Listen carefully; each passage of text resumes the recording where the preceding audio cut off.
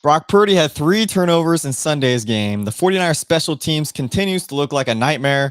Is Trent Williams showing his age now? Didn't look too great this Sunday, and the 49ers defense is definitely in trouble without Nick Bosa. We've got a lot to talk about today/tonight, guys.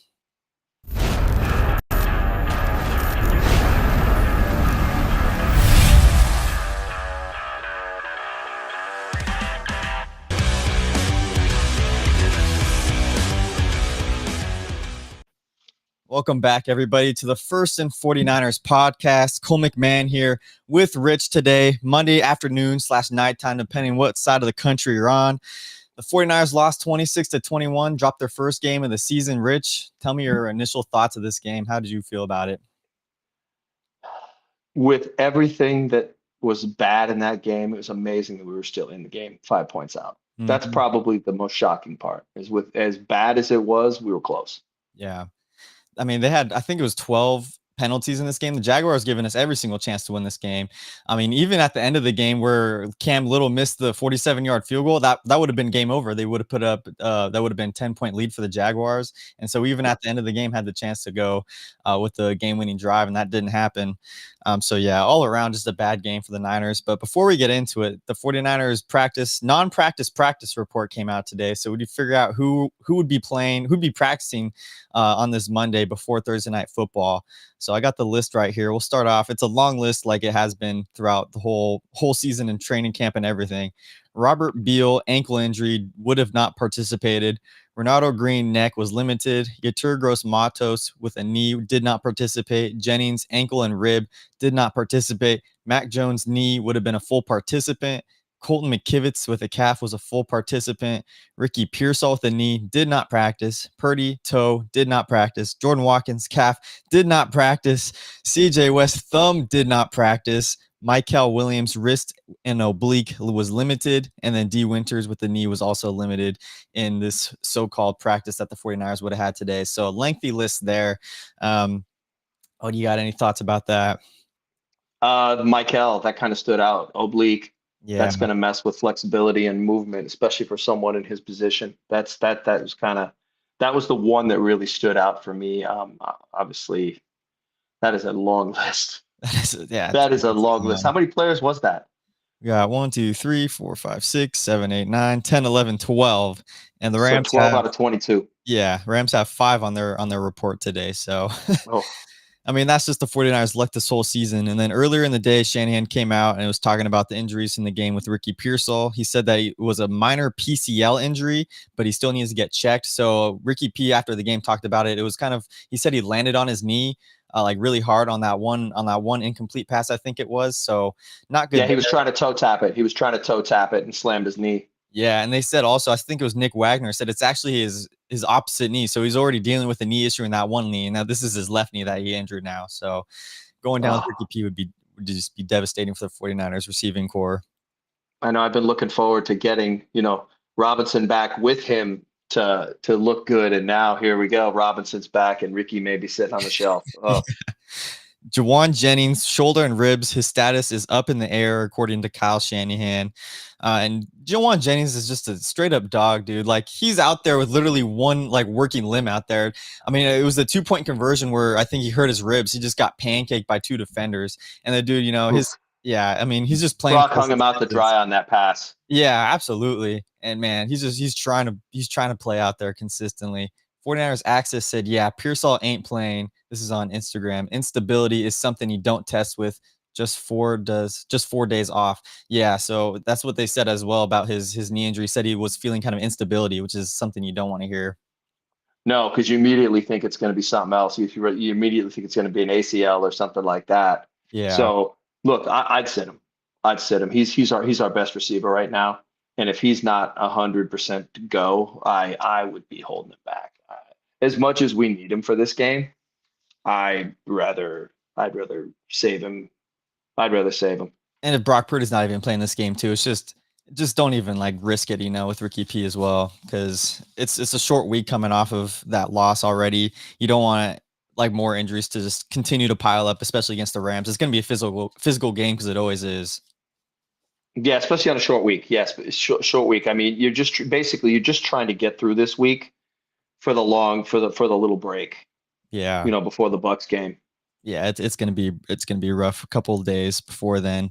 We could start getting into the game, man. 4 total turnovers. That's like probably the biggest stat of the game. After the first half, when Purdy already had the 2 turnovers, it's like we're gonna lose this game because that's gonna be the reason why. And we ended up with 4 total turnovers. The first one was the Luke Farrell fumble on the peanut punch. That one I don't really get upset with Farrell with. That was just a great defensive play. It's kind of like what Fred Warner does all the time. Still was no good. Still was no good. I Yeah. mean, we're looking at our block and tight end catching the ball though, so it's one of those things. Do I want to excuse it? Absolutely not. But at the same time, he's not George Kittle Right. or Tonjes for that matter. Or Tonjes, your boy got a touchdown in the game. Hey, everybody's talking about him today too. It's so Yeah. funny. All the content creators talking about him. Chapman was talking about him. Grant's channel. I We've think been on Ryan G. Tonjes. Yeah, we've Ryan been G. on Tonjes Hensley. since the beginning, dude. I'm like, I was first one. Just like Larry called out Brock, I'm calling out Tonjes. He's my man. Yeah. I give that to you all day long. Brock Purdy, his first interception to Christian McCaffrey. That one, it was just kind of the one of many throws too from Brock Purdy, where you could just tell he was not off. Like, he was off this entire game. He wasn't accurate with the ball, consistently like hanging balls high, just kind of just leaving him up to hang. He's definitely not. It's got to be whatever he's pushing with, because he's not. He's sailing every ball. Yeah. He's sailing everything. Although that pass to McCaffrey, that first one hit him dead in the left hand. I'm like, he Yeah. should have caught that one. Should He have should came have caught down with that one. it. So I don't Should credit have that one caught to that one. Purdy so much. As Just, good as he's been, it's hard to fault him because I think he's 6 for 92 in the game. Yeah. It's hard to sit there and go, CMC, how did you not catch that? But Right. I mean, it hit him right in the left hand. I was like, oh, because I've seen the replay on that from about 4 different angles, Yeah. and it was definitely a catchable ball. A bunch of the other ones were not, but that one I felt it was like, ooh, I Yeah. wish I could have that one back. Yeah, that one was just unfortunate, I feel like. And then the second Purdy interception, that one, I thought Jimmy Garoppolo was on my screen, straight to the linebacker. And it took me a couple of times to realize, like, who the heck was he even throwing to? I finally went back today and I was like, oh, so it was intended for Juwan Jennings. There's 3 guys in the area, and then he just obviously just didn't see the linebacker. No, it's the good and the bad of this offense. This offense is predicated going between the hashes, Yeah. and it's risk reward. You know what was that old saying by the old coach of the Bucks? No risk it, no biscuit. I mean, that's really what's happening here. I mean, this offense it's you're asking for interceptions. You're just asking for them. I mean, has Brock been less than ideal? Absolutely. And he was not on his A game yesterday. But when you're working between the hashes and everybody knows that's where you work, it picks happen. Picks happen. I don't like the rate that Brock's throwing them at, but he's definitely it's the risk reward of this offense. I mean, my issue with it is that Brock Purdy is continuously after games he's not played well, and he's thrown multiple picks in. He says he's been too aggressive with the ball, and he hasn't been making the best like decision making throughout the game. And the past 2 games he's played He this still season, does it. it's the same thing. It's the same thing every time. It's like the definition of insanity. You continuously do the same thing, hoping for different results. We haven't seen Brock Purdy change up what he says. So I mean, it's only been 2 games, and I can't completely fault him because I think this toe is this big thing, and I think that's the thing we got to talk about. I don't think Brock Purdy's toe was 100% in this game, and I think he was the healthier out of the 2 quarterbacks because seeing Mac Jones, the footage of him practicing, he was hobbling out there this past He week. was he was looking. He's definitely looking rough. I don't think he could be out there without that knee brace he's wearing. Um, I agree 100%. But what should be called more in on this is the fact that Brock was not on the injury report on Friday. Yeah, There's something wrong with that. There is something wrong with you saying that this guy is not injured, yet he's out on the field hobbling around in obvious. I don't want to call it pain, but he's not discomfort. 100%.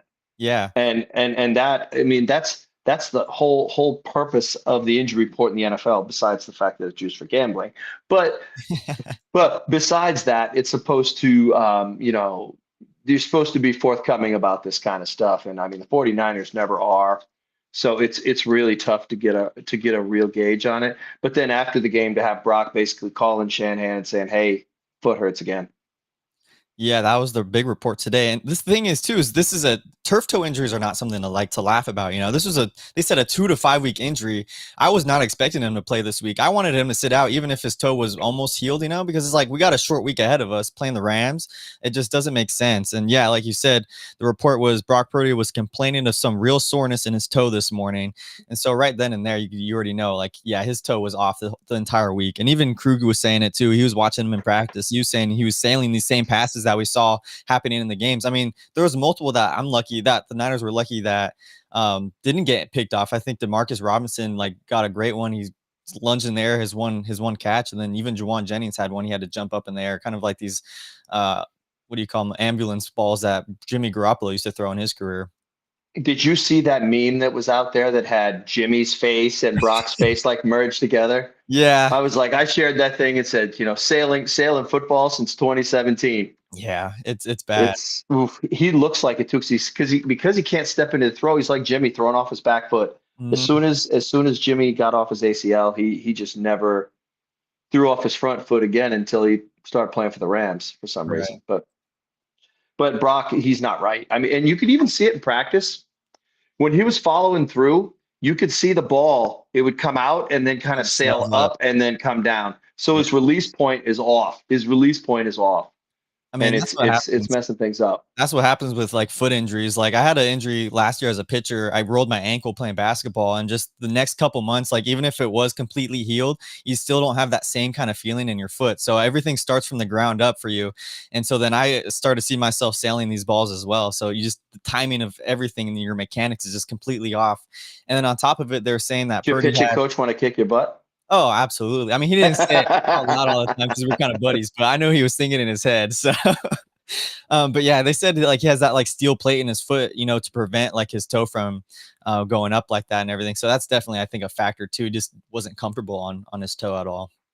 No, and you could tell the way he was moving around, and he wasn't moving around in the pocket like he normally does. And I'll tell you, one of the things that you could tell, and you knew that Brock wasn't, is he never went back and rolled left, Mm-hmm. never rolled left to settle and throw, Right. which is a Brock Purdy staple.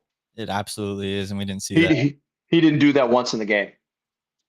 Yeah, that is concerning. So, I mean, we'll see how it progresses, I guess, throughout the week. I don't expect him to play, but who knows? The the injury reports don't mean anything to these Niners. So, They should have sat him and saved him for the Rams game. Should have played Mac. If Mac was able to go, they should have played him. They should have played Mac in this game and save Brock for the Rams game.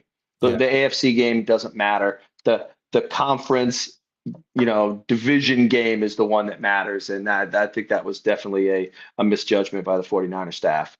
Yeah, and I mean, I think part of it too is I don't think Mac was that healthy either, though. That's the thing. So I don't they're either. just in a dilemma. So I don't even know. It's a tough scenario to be in. Yeah, when he's the least hurt of he can't even move, and he's the least hurt of your two quarterbacks, and then your other guy is, never thrown a pro pass. Yeah, exactly. We could shift into special teams now. Special teams nightmare, dude. I mean, we spent so much this offseason. Brant Boyer coming in, signing multiple guys on the special teams, and for nothing. 87-yard punt return. I had in the second quarter on 32 seconds left, 54-yard kick return that resulted in a field goal for the Jags at the end of the half.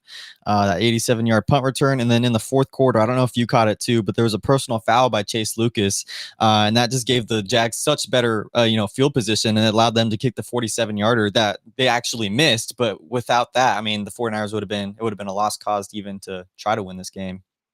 Look, this team is undisciplined, and that all comes down to coaching.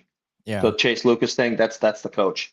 You got to stop that stuff with these guys. That's the biggest probably disappointment with all of this, is that you bring in the special teams guru and nothing's changed. Nothing's changed. I mean, look, I'm glad we've got a kicker who can actually make a field goal now. That's Right. beautiful.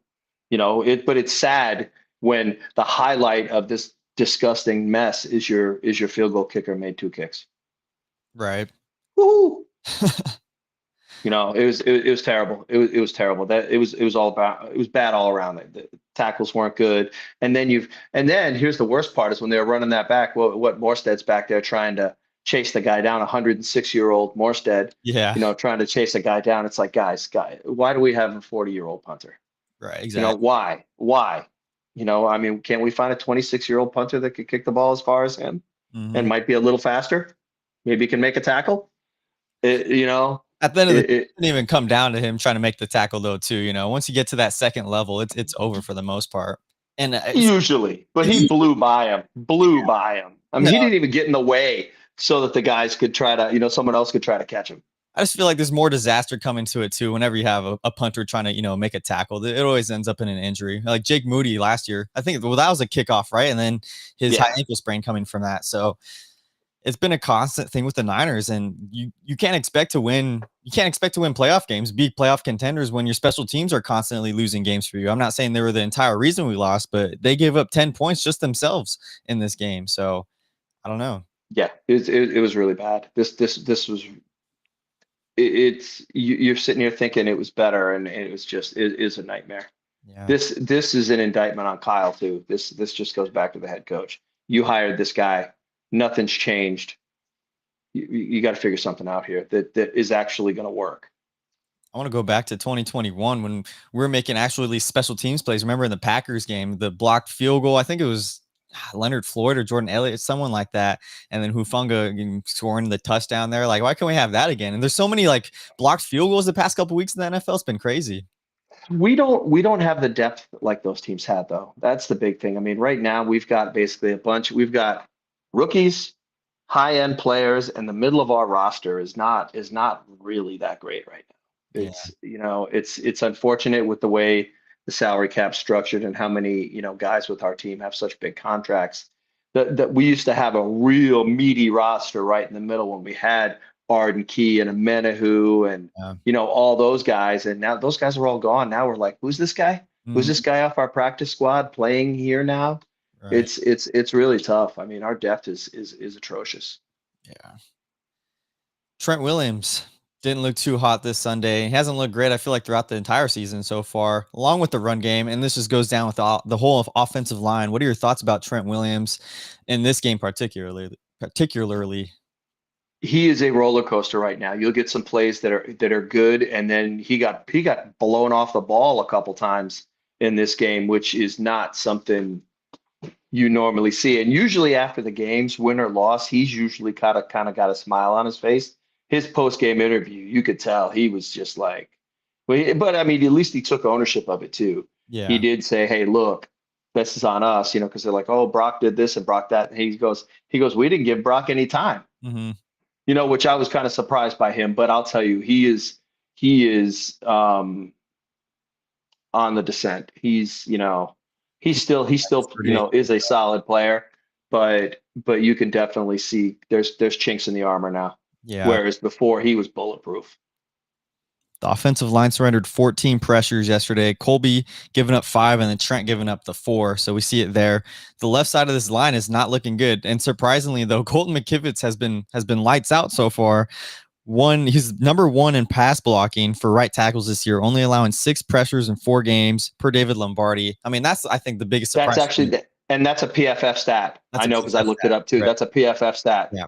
And that's amazing, especially look, right now we know Pooney's hurt. That leg's still not right. I mean, look, everybody's gonna say he's falling off, sophomore slump, all that stuff. Look, his leg's not right. Yeah.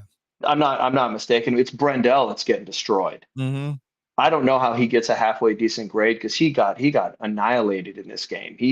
They were diving all up his gaps like crazy. And look, Colby's got that groin muscle. Can't move lateral when you got a groin pull. You Yeah. just can't. You can move front and back. You can't move laterally, and you need to be able to do that as a guard. It's not as good. Nothing like trying to scrape out as a tackle to take an outside blocker, but you still need to be able to move laterally to pick up guys and stuff. And they can't do it right now. And it stinks because I think it stinks because Colby was a 40 game starter in college, Hmm. and played through everything. And here he is in the pros now, finally got an injury, Right. Right before but the he start is still last gutting week. it out.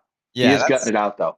Yeah. He doesn't want to give that job back to Ben Barch whenever he does come back. No, and Bart's probably out for another probably 3 weeks. So, and Yeah. I don't like I said, if he finally heals up, I don't think he loses that job. I'm trying to think if there was any other thing. The other thing, our yards per carry are 3.32 per carry right now, Hmm. 31st in the NFL. That is a problem right there. There's your recipe for why this team is kind of where it's at. I mean, if I mean, CMC's history is 5 yards a carry, 4.8 probably. Yeah. I didn't even look it up, but it's probably 4.8 for his career. And Around there, here I was we are. just looking it up. Yeah. Yeah, and here we are at 3.2. And Mhm. that's mixed bag everybody. So I mean, Robinson's probably bringing that up with the carries he's had. So I mean, it's probably less. God, I think I looked it up. I think was he 2.9 a carry last game, this game? I think he McCaffrey was was 2.9. Robinson was 4.2 with 5 carries. yeah, which is where we need CMC to be, Exactly. is about 4.2 a carry, because then you got some ball control and you can actually do a little something. But and look, they're overfeeding him. I think he had 17 carries. That's just too much. Hmm. That's just too much. And he was targeted, I think, 11 times and caught 9 or something like that. I mean, Yeah. I love him in the receiving game right now, Just but not sustainable. yeah, but the chirp back to the line, I mean, that's the biggest problem. I mean, Kyle Shanahan, stop the run and run the ball. And when you're doing 3-3-2 a carry, you are not and you're also not helping your defense. This is going to kill complementary football. Exactly. And this is the whole Shanahan offense too. It's the run game. The run game sets up the whole passing offense, sets up the whole bootlegs and pass, play actions and everything like that. And if our offensive line, that's the one thing I hate about PFF is that you can see all these good grades, or like Trent Williams he was 78.4, so he was the highest rated on the team this week. But like for as far as run, like defending, run, blocking and all that, it didn't look good. Like when you actually watch it on the game film. No, it definitely didn't. Especially after when like I said, when I watched the second time, I was like, ooh. But I'm the reason I want to hold on and reserve till Kittle's back though. Kittle is such a big part of the run game for this team just because he's such a good blocker. He fixes a lot of the stink because he's so good. Because they can flex him over to wherever side they want to run the ball. They can move him around. They'll even slide him across and have him dive in and help the middle of the line and stuff like that. Yeah. So once he's back, I want to reserve and see, We'll reevaluate if the line, the run game. yeah, it may pick up. I mean, Tonjes has been doing a lot of that stuff, and he's also Mhm. been doing a lot of the fullback work that Kittle would normally do, and he's been good, but he's not George Kittle. He can catch the ball, Exactly. but he's not George Kittle. Yeah. That's a great I point mean, to bring George Kittle back. He should be back, I think, week 6, hopefully. That's when he's eligible to return from his yep. hamstring. But And I yeah, mean, you see him moving around. Hopefully, it means it doesn't look like he's limping. So hopefully, he'll be all right when he gets back. I mean, hamstrings linger too. It's just, those are one of the worst injuries because it could happen the first play you're back, feel great, and then boom, it just falls apart. yeah, quick twitch. Oop, torn again. Hmm. I've known that from experience too. It's terrible. Ugh. But yeah, Christian McCaffrey, like that's the one thing I don't think we're not going to win a lot of football games if we can't run the ball because this is how the offense operates, with the run game. So hopefully by week 6 it looks better with George Kittle back if he is back, because McCaffrey, wouldn't put all the blame on him. A lot of people are saying he's lost like his 5th gear, which I agree. He's a shell of himself, than what he was in 2023. But I think he's still good enough. His current 100% is 90% of what he was in 2023. I Yeah, think that's the easiest way to sum him up. He still moves okay. yeah. He still when he's making a quick jump cut and stuff like that, he still does that stuff okay. It's just he can't tear the top. And he's never really been a burner, Hmm. but he's always been like quick feet, quick twitch in between the line, in between the tackles and stuff like that. The line's so bad, it's like I just want to hold judgment until I see him with Kittle.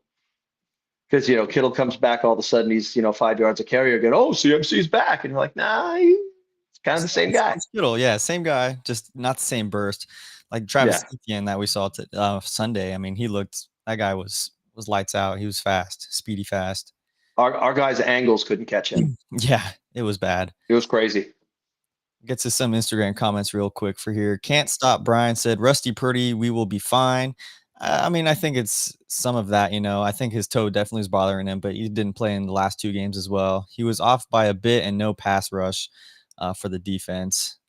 Definitely pass rush is Agree on both. Brock was definitely rusty, but yeah, he's not right as well. exactly. Brock's arm is not strong enough to handle his mechanics being off. Hmm. That's the biggest thing. I mean, you probably know that from pitching, Cole. If Yeah, you're if something's off and your mechanics are off, you can't throw the ball as hard as you normally would. And that's what's happening with Brock. You can't get it. Because I mean, look, think of it. I mean, throwing a ball is throwing a ball. When Mm. you step in and you're using your momentum to throw the ball, if you can't get your foot down to get the ball where it needs to go, you lose velocity. I mean, you probably on a fastball, you probably lose 6-7 miles an hour No, like that. absolutely. Yeah. And then the same thing, you see that ball start to sail because you're not getting that foot down on time. You're not getting that release from the back leg and everything. Yeah, I coached quarterbacks at youth level, and when kids don't step through, that's when the ball sails. Mm-hmm. It's when the ball sails. It was all about showing someone where they need to put their foot to keep the follow through so that the ball goes where they want it to. Need a replacement for Bosa. Tough shoes to fill. And there's no replacing Nick Bosa too. He's a one of a kind of player, and I don't think the Niners are going to make such a big splash. Like a Trey Hendrickson, who's would be a huge splash, like cap hit. We're not one player away from Mm-mm. winning the Super Bowl. If we were one player away, I'd be like, yes, let's just do it. Yes, yes, yes. But we're not. This is look. Nobody wants to hear it. It's like a transition year. Yeah. Look, we're good. We're good. We won some games early. It's exciting and it gets people, invigorated, but you got to kind of look at what the team really is. Every game so far has been a close game. We could easily be 2-2 right now, Mm-hmm. based on, any of these games. I mean, look what Seattle's been doing since we beat them. I felt like I was lucky that we got them week one because Yeah. they've been a juggernaut since then. Mm-hmm. So we're not one. I would just say it simply. We're not one player away. If we were one player away, yeah, you do it. But no, I'd rather keep the draft capital and keep all that flexibility and draft people that we can have young and get them here for 5 years and grow players. Because I mean, the last two drafts have been fantastic. I see us doing nothing but growing on that. Yeah, I completely agree. I think the mask kind of just fell over all Niner fans when we were 3-0. We're like, oh, Super Bowl run this year for sure. Even when before the season, I was like, guys, like we're not a Super Bowl kind of caliber team. You see how many players we lost this year, and this is such a heavy draft class for the Niners. We're relying heavily on these rookies and everything. And then just now without Nick Bosa, you see just so many holes in this 49ers team. Yeah, when we were doing season predictions in one of the other podcasts, I was doing mine, and everybody else was 14-3 and all this stuff, and I was like, and I had us going 2-4 in division, and Wow. everybody was freaking out on me, and I'm like, that's kind of how I see it, guys. We're still going to win 11 Realistic. games. Yeah. We're Yeah. still I going had to win some 11 random. games. We're just going to be, we're just not going to be that great in division. Yeah, we're not the same dominant team where we literally swept our whole division. Was it 3 years ago? It's a completely different ball game, completely All different the teams are good. I division. mean, even the Cardinals are good. I mean, Mhm. they're a worse roller coaster than us. That's all. Yeah. 49ers faithful forever. Jake Brendel sucks. Yeah, I'm on that train too. 100. Um, the A gaps, you might as well just line the running backs right in the A gaps to try to pick up the blocks Yeah, when you're go right throwing through the fast middle. because I mean Brendel he couldn't stop a runny nose with a box of Kleenex. He is just he should have one of those. He should have like a token dispenser on his shoulder because he's a turnstile. He No, he is just 100%. he is terrible. And it's funny to see Oof. too, like we were talking about content creators earlier. It's like everybody's starting to get on the same train. I can't believe Shanahan and Lynch haven't really addressed this offensive line. Like they need to stack up draft players. I've been saying this since before the beginning of the season. And a whole bunch of people in the comments are like, that's not the reason why. Like it's not Shanahan's biggest flaw, not like helping the defensive or offensive line. I'm like, guys, it's the biggest blaring issue on this team. And you look at the teams that I talked about the Eagles, you see how big their offensive line is, and stacked up with Saquon Barkley. That's a Super Bowl winning caliber team. You look at the Chargers, Jim Harbaugh's whole philosophy is building up that big offensive line. And we saw that in the Harbaugh eras, with great run game with that. But just Shanahan just doesn't like it like that. Kyle doesn't want road graders. He wants West Coast offense style linemen. He Yeah. wants quick, mobile, pull, trap because the guys are constant because the whole blocking scheme is not just head on head push guys around. It's misdirection and this guy lots of cross blocking and stuff like that to kind of try to be mysterious, I guess, with the offense, but it just doesn't work. I mean, sometimes when you need that's the problem with this team in the red zone right now is the fact that you don't have a couple of road graders No, who you 100%. can just say, "Hey guys, we're going this way. Hmm. We're going this way." CMC jump on the back of these two guys and Yeah, just ride into the no end one's zone. stopping us. And that's a good point. You brought that up too. The 49ers are ranked 27th in red zone touchdowns this year, only scoring 42.8% of the time. Part of that definitely is the offensive line, like we just brought up. So, and that's one of the biggest struggles the last game. I think we're in the red zone 2, 3 times, and we ended up kicking field goals. That's not how you win games. Yeah, and you know what's funny is the goal to go conversions is 37 and a half. So Hmm. you're talking 42 red zone, right? Goal to go is 37 and a half. It's even worse. It's Yeah, even worse than you think. Um, Need touchdowns. I was in a group chat for a bunch of 49 fans for the red and gold one, and yeah. I'm in there and I'm like, we need touchdowns, not field goals. We need touchdowns, not field goals. And this is Kyle he's happy to settle for field goals. I've never had a coach on this team as many coaches as I've been through since I've been a fan that is just happy, happy, happy to get field goals. It blows my mind. You don't win games with field goals. You lose games with field goals. When you're in the red zone, you got to score touchdowns, and that's just the bottom line. Absolutely. I mean, because I'm at the point now where I'm like, well, Kyle, from when you get to the 25-yard line, just start chucking at the end zone now. Yeah, Let's literally. just start chucking at the end zone. We don't have If the we can't, offensive line to do it. I mean, just it's a problem. It's been a big and problem. at least there'll be enough room to get. I mean, Ricky's been getting open, so Yeah.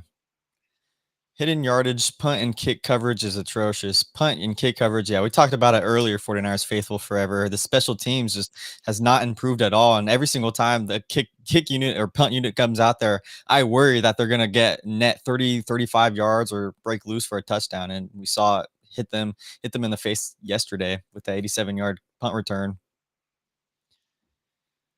yeah, it's Forster. horrible. Yeah, go ahead. And then even on top of that, this defense hasn't had an interception in 11 games now. Mm-hmm.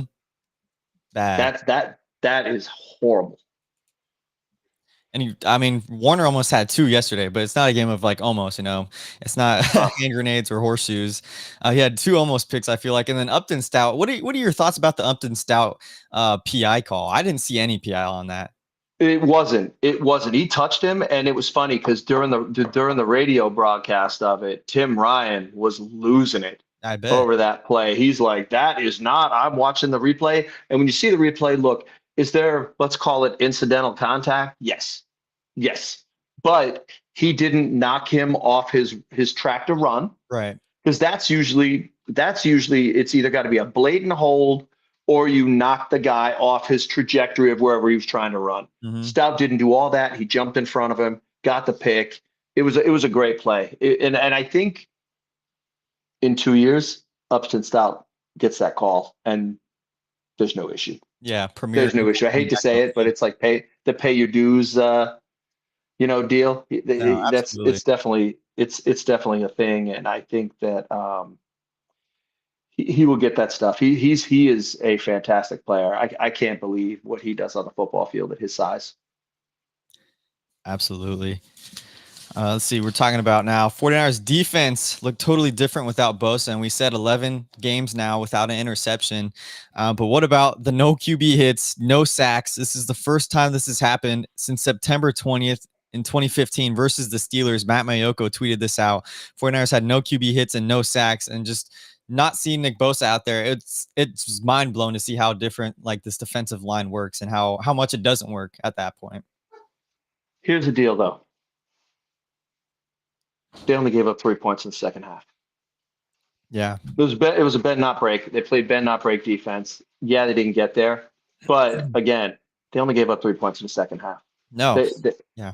and they figured it out. The halftime adjustments were really good, and as much as and as bad as it was to watch, the defense did their job, and look, the offense hung them out to dry. I didn't get a chance to look at the time of possession on that, but I'd be willing to bet that 49er defense was out on the field quite a bit. Absolutely. I'm not even saying that the defense played bad. I just think Yeah. in the long run, it's an issue if you're not going to have any QB hits, for a better quarterback. Because if you had a couple hits on Trevor Lawrence, I think he was going to get rattled out there and it would have been a different ball game. But I was surprised how well the 49ers defense as a whole still played. Like you said, only give up Yeah. 3 points in the second half. But that is going to be an issue if you can't generate any QB hits without Nick Bosa out there. Yeah, I think they'll get better as they adjust, and because you're still trying to find fits. I mean, Mhm. usually the first month of the season, that's what you're doing anyway. Is because of the preseason. These guys don't play. These guys are all kind of still playing their way into shape, and I think by week. Uh, who's week 9 or 10? Is that the Giants game?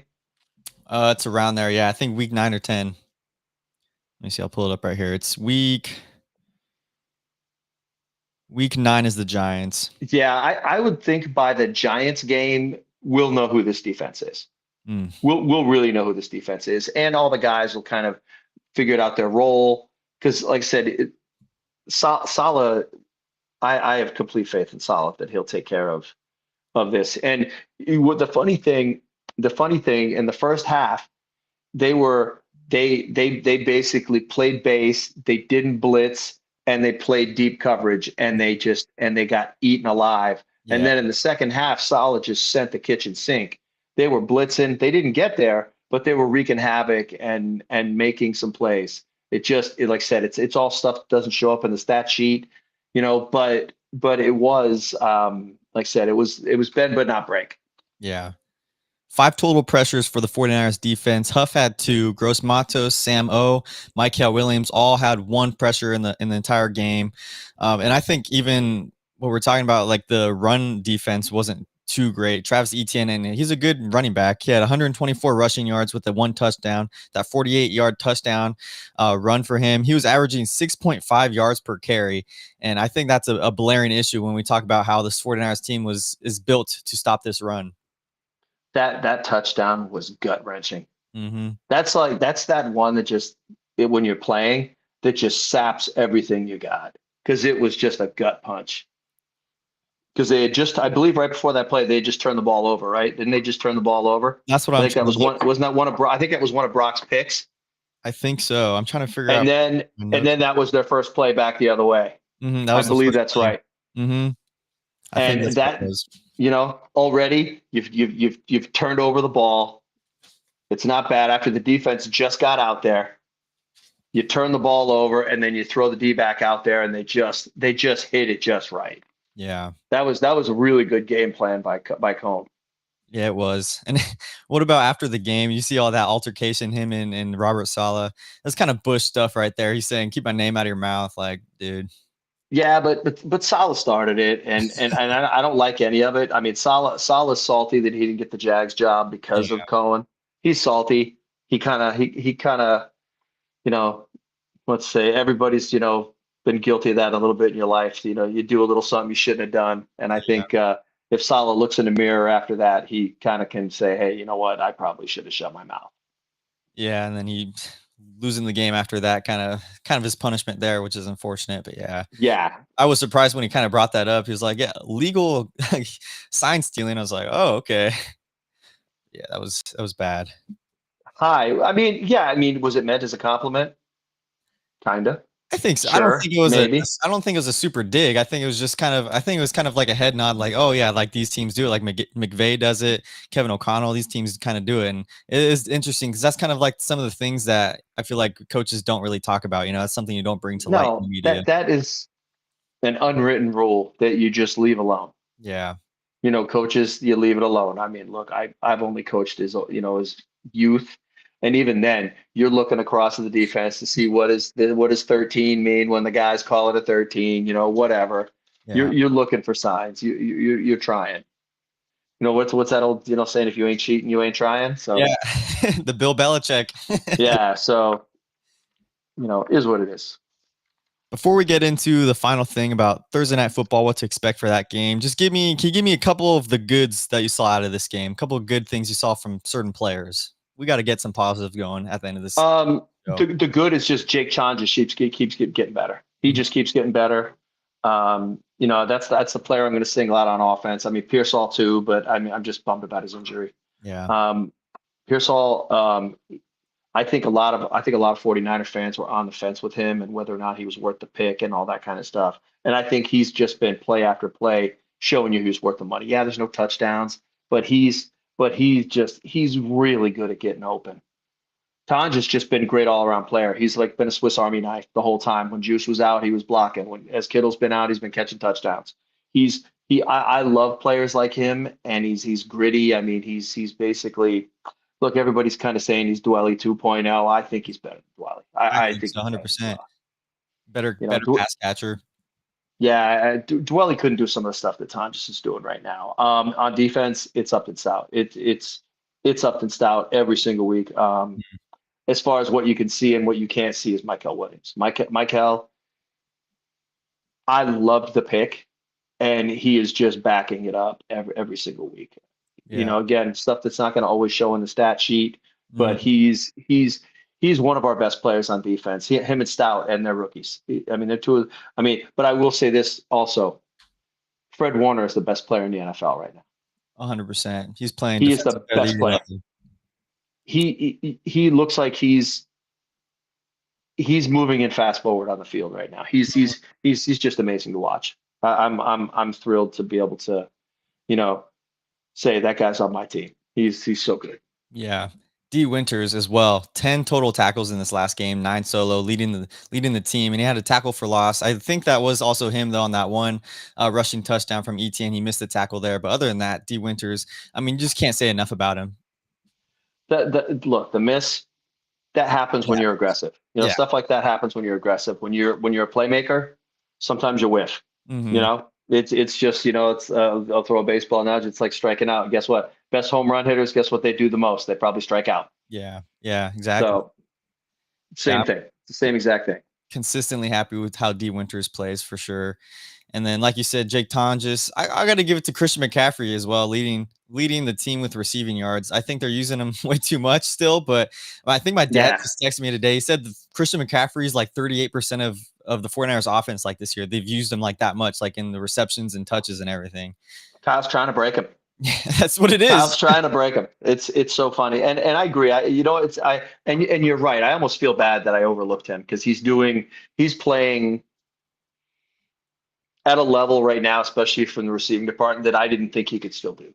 Yeah. He is so elite. If we put him in the slot and just threw Robinson at the tailback position, I don't think this team would miss a beat. I think it would actually be better, Mm-hmm. And that's the way to especially with all the protect injuries. McCaffrey. You're not going to get him hit that much. 49ers faithful forever. B-Rob needs more touches, 8+ a game. Yeah, have B-Rob going there for 10 times, and then, like you said, put McCaffrey in the slot. That's dangerous. Because McCaffrey's a chess piece. Yeah. He's not a single player. The fact that he can do so much and his ability is so great, you're almost, especially in a situation like we are now with, when we don't even know who's going to be playing receiver. Because I mean, look, I want Kendrick Bourne cut now. Mm-hmm. Kendrick Bourne's a joke. He dropped how many? What he dropped? 3 balls out of I think it 4. was I think I 3. have. Yeah, I think I have the stats on here. Here we go. 4 targets, 3 drops, 1 grab, 17 yards. Cut. Yeah. Cut. Third and Why 9, is he even third out and 9, there? he would have had a 20-yard catch and run. Look, and no, just get this guy out of town. It was a fun experiment, but it's over. The thing is, though, like, what other receivers can you get? I mean, the receivers we have are nobodies. I don't want MVS out there. I think I'd rather have Bourne out there than MVS, but I mean, I agree. Like, even before we had Kendrick Bourne back, this is kind of what I remember about him is he never had sure hands. He always had a couple of drops in some of these games back then. I don't know if you remember that much, but that was one of the reasons why I never was huge on KB back then. Think of it this way: Juwan Jennings was his replacement. Yeah, exactly. And he's So got that's why you got to look at it. He was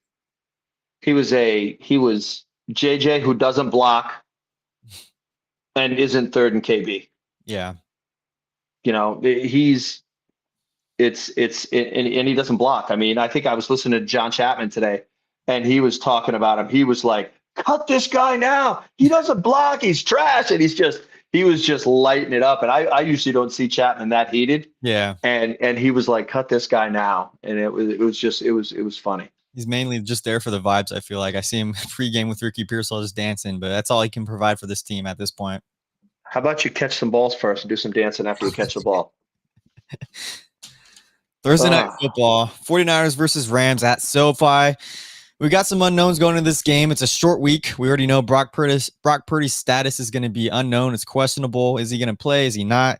The toe injury is not looking too great for him. Ricky P is going to be questionable. We don't know about this PCL injury. We'll probably know more about maybe tomorrow. And then Jawan Jennings as well with his shoulder and ribs. I mean, just depleted on the offense now. What do you expect to see from the 49ers after this Jags loss going into this week against the Rams? I think we're going to get our doors blown off. Simple I as hope that. I'm wrong. And I haven't seen the spread yet. I haven't seen the spread. I mean, they'll probably keep it at like 3-4 just because it's a division game. Yeah, But they're healthy and playing well, and we are depleted to death, and we don't even know who's going to play in this game. I feel like we're going to get the doors blown off. In one of the chat rooms, I threw 38-10 Rams on that, and I'd be shocked if it's less. Kobe Because Turner. look, Yeah, I mean, their offense is killer. Nakua is killing it right now. and they beat the Um, 3-0 Indianapolis Colts. I mean, yeah, that's Danny Dimes was. I mean, they were playing well against him. I mean, they were up on him too. They came back and Mhm. just. I mean, I think Stafford had like 375 in the air. I mean, it was a pretty crazy game. I don't think we can play with them right now as depleted as we are. That's what I'm worried about. Is Yeah, we're not there, and they're healthy. They're healthy, and it's a division game. If Kyle was in the same situation, he would try to smack McVay around. 100%. And I feel like um, Kyle has been McVay's daddy for a little while. Tables are Even yeah, I think McVay is he's gonna come out, and I don't think he's gonna call the dogs off. I don't think he's gonna call the dogs off. I mean, I think the Niners are going to lose. I don't think it's going to be that kind of blowout you say because Thursday night football games are so weird, that and especially now that's a divisional game too. Like I don't expect the Niners to win, but as long as they're able to protect the ball more than they did, 4 turnovers is going to be a blowout for sure against the Los Angeles Rams. But if you can protect the ball for the most part, I think it's going to be a closer game. This defense that we have, they've looked okay. They're bend and don't break. So I think they're going to keep the Niners offense in it for a little bit. I don't think this offense is going to go off, especially if you see Mac Jones in there. 49ers faithful forever said Kobe Turner and Puna Ford going to feast our interior O line. That's definitely, I can see that happening, but I don't think it's going to be a blowout. I think it's going to be kind of a lower kind of scoring game for the most part, but that's just me. Who's covering Nakua? Diamador Lenore. No? Who's it going to be? No, no, Daryl Luter because if it's Luter, dude, it'll be 45-10. Jr.? Because I And, don't see you think Demo's going to be covering Devontae Adams. well, if it the thing is Devontae's still good. Yeah, but So I let's think say he's just a Demo premier goes on receiver on that Nakua, team. huh? I think, Yeah, but nobody will cover. Nobody can cover Adams. yeah, If Luter's out there, Renardo's been getting torched. So if Renardo comes back in place, he can't cover Adams. yeah, He can't cover Adams. Demo will do well against Nakua, but if they try to do some switch ups or whatever, get out in a twins formation and try to slot Nakua away from Demo or whatever, it's because Demo only stays on the one side. yeah, He's not going to follow Nakua around. Like if he followed Nakua around, I think they'd have a better chance. But I don't know. I don't know historically if Demo's ever done a lot of that in his career. I mean, he played slot. He played slot a lot, so he yeah. probably could. But I personally, I would move Demo with Nakua, Oh, and I don't. But 100%. they won't do it. But they won't do it. They That'd won't be do it. interesting to see. I don't know. I just don't think personally it's going to be a blowout. But like what you said, I wouldn't be surprised if it was, but I don't think it will be. I don't want it to be. I don't want it to be. I just don't. I don't see a different outcome because, like I said, and it's mostly because of the injuries. I think we. I think if we were at full strength, we could probably hang Yeah, and do pretty well, even without Bosa. I think we could probably do pretty well and slow down the run and hang in there. But with where we are right now, yeah. and I So mean, banged if up. anybody gets hurt on the line, our line depth is trash. It's I'm pretty. I'm worried that whoever starts isn't going to finish the game. If Yeah. at quarterback, because if Max can't move, he's got mobility issues anyway. Hmm. And if Brock's backing him up and is forced to play, oh man. And then if Martinez has to come in, oh my goodness. Yeah. Not going to be good. Yeah. Not going to be good. 3-2 incoming for the Niners. Rick Diaz. Hey guys, I'm right here, a 49er fan coming from Chicago. Thanks for joining in again, Rick Diaz. I saw Welcome, you man. Thank you. yesterday. Yeah, how you doing, my buddy? How you doing, my buddy? This is my buddy right here. Go Niners, go, go, go, go. Thanks, Rick. Appreciate it. Appreciate it, Rick. Thanks, man. I don't know who's gonna win Thursday night. I'm just gonna watch my 49ers. Yeah, that's a good way to do it. Agreed, man. Totally agree. Let me shout out my friends, the 49er faithful Niner Empire. Let me say hi. Hi, hello, guys. My friends, I'm serious. You guys make me happy. Go Niners. Appreciate it, Rick. Thanks for joining in today. Thanks for Got, watching. got anything else about the Niners this week coming up? I think we pretty much nailed it Um, on the head. I'm trying to look here. No, I think we Yeah. kind of covered most of the bases on this. Obviously we talked about that. Oh, one of the Brock stats, Rock the stats. picks, Mm-hmm. the amount of interceptions he's thrown. I saw, I think it's 16 of the last 17 games he's thrown picks, and I think 19 of the last 20. I mean, it's that stat. I meant to bring it up when we were talking about Brock, and I forgot about it. It's on my Mm-hmm. little list here. Yeah. I mean, that is a horrendous stat, man. Brock's got to clean that up. He's just got to clean that up. We're not good enough to have this many problems, and it's just too much to overcome. I mean, I 100%. mean, look, four turnovers and we were still in the game. I mean, that's something that you can try to hang a hat on, but we keep getting more depleted, with injuries, and it's just like, oh, And think it that was just, the yeah. I think that was the big piece. Yeah. And it just goes into the same thing, like I said earlier. Like he said it multiple times that he needs to change up what he's been doing, but he hasn't. And I'm concerned if this is going to happen the rest of the season, if we're going to get the same Purdy that we saw last season, trying to force things all the time. And I don't know. I'm really concerned about it. Got paid and everything. He's the franchise guy. You don't want to be throwing. You can't be throwing these picks if you're the franchise guy. This is something that Mac Jones should be doing. But we didn't see it from Mac Jones in the last two starts.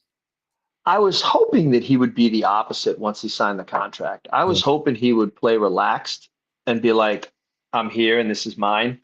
And now I feel like he's pushing and trying to justify why everybody paid him. And Mm-hmm. it's he's got the opposite attitude of what he should have. He should say, hey, I'm the leader here, man. That's where he needs a little Jimmy in him, Mm-hmm. because Jimmy was chill Yeah. when it came to that kind of stuff. They'd be like, Jimmy, you just threw 5 picks out there. And he goes, yeah, I'll get them next time. Yeah, Jimmy also never had accountability for any of his picks too. He's like, yeah, we just got to play better ball. At least that's the one thing I like Brock Purdy. He's a very accountable for his mistakes. He just mentally, I mean, he's just got to get over No, himself. no, but that's what I mean. But you got to have accountability, but you also need a You have to have that instant, confidence. you need Get it to be over. Teflon. You need Yeah, to be Teflon and just let that stuff slide off. And he doesn't. He's definitely, I feel like he's definitely pressing. He's definitely pressing. And 100%. he's hurt. So he's And hurt and that pressing. doesn't help. That doesn't help, especially in the mental state where like things aren't going right. You're not feeling good. I just hope that he's able to get over this mental barrier. I feel like it's just ever since the Super Bowl loss, he's kind of had that in him. It seems like, and he talked about it again. Like, I'm trying to get this team back to the Super Bowl. Like, no, Brock, just focus on your throw now. You're not the Superman guy. You just do How your about win a job. game? Yeah, just Win a win one game. game. Exactly. Limit your mistakes. Don't turn the ball over Totally. 3 times. 100%. Are you guys going to the game Thursday night to see the 49ers Rams? No, I'm not. I live in No, I'm that 3,000 LA miles away. area. Rich is 3,000 miles away. I'm about 70 miles away from Los Angeles, but I will not be going. Unfortunately, I'm not even gonna be able to watch half of the game. I'm working. So I wanted to go. I'd like to go see the 49ers in Levi Stadium. I've never been there. I never never been there. And everybody's telling me about the stadium. I like to go. Just go when it's not hot because it's hot over there at Levi's. That's the one It's so funny because price. I lived in California when I was a kid. So last time I was at Candlestick, it was for a Giants game. It was never Oh, for it a was freezing 49ers cold. game. Yeah, yeah, out there it's freezing cold, leaving in the summer. Yeah, It's even like, in the oh, summertime, you got all the fog and everything, and that's why I don't even want to get into it. But like Levi Stadium is totally built for San Francisco. half of my family, they went a couple years ago to Levi's to see the 49ers play. I didn't go. I'd want it to go. If it wasn't possible, maybe for Christmas I'll go over there. I don't know. Yeah, for sure. Christmas time is a good time to go. Go see. I think the Panthers are playing, or no, not the. Yeah, the Panthers are playing. I think December 28th is like Christmas time. So There you go. Hopefully that'll be a W. yeah, hopefully not a trap game. Got a couple of those coming up later in the year. Absolutely. Giants game might even be that now. Giants game. I mean, Browns. I'm never like sure about the Browns games. And I think both of those are 10 o'clock games. That's another piece of news today. I don't know if you saw the 49ers Bucks game actually got flexed from the 10 a.m. start time in Pacific time to 1 o'clock Pacific time. So 4 o'clock your time now, which is kind of interesting for week 6, I think, or week Oh, 5. really? You know what? I think I did see that right before we jumped on, so I didn't get to read it. I didn't really get to look at it, but I think I did see it. Yeah. So That's cool. So that might be the national game of the week. Potentially. Yeah. That could be a good game if Brock Purdy's healthy. Yeah, I mean, like I said, that's the game I was looking forward to. It's the schedule. Is when I was looking at the schedule. It was the Rams and the Bucks game back to back. Those are the two that were, again, litmus test games. Yeah, 100%.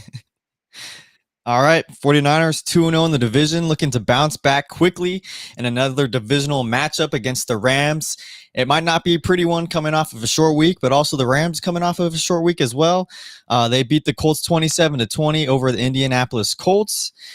It's going to be a tough one, guys, but we'll leave it off from there. Make sure to leave a like, comment, follow, subscribe First and 49ers on all social platforms, and at Rich Bonsall on X, the 49er Mad 49er retweeter. Good show today, Rich. Appreciate you coming on. And just one little thing I also want to bring up. Check out the interview with author Life of a Faithful I just did a couple days ago. It just came out today, this morning, with Steven Navarro, a.k.a. that 49er guy. The link is going to be in the description for this video, guys. So make sure you check him out. He's a hard worker. He quit his job for this book that he made, and he's just trying to get the word out there. So that's all for today, guys. See you guys later. And go Niners. Stay faithful, baby.